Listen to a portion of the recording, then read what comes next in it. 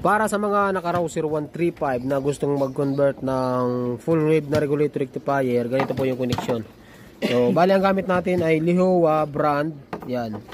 So, sa stock na wiring mga bro ng Rouser, meron tayo kayong makikitang apat. Dalawang blue, itim na may stripe na yellow, tsaka puti. Okay.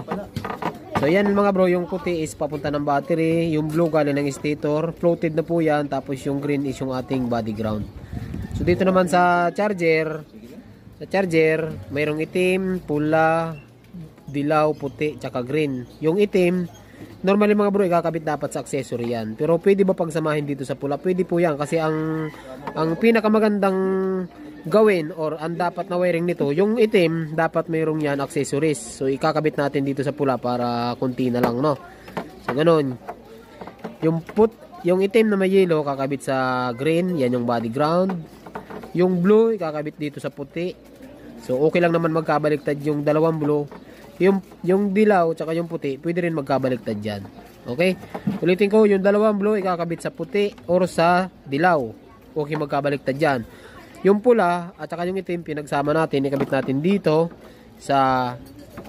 dito rin sa puti. So, bali wala na tong capacitor. Tinanggal na natin yung capacitor. So, dun sa mga nagko-convert, dun sa mga nagtatanong kung paano mag-convert, ganito po yung pinaka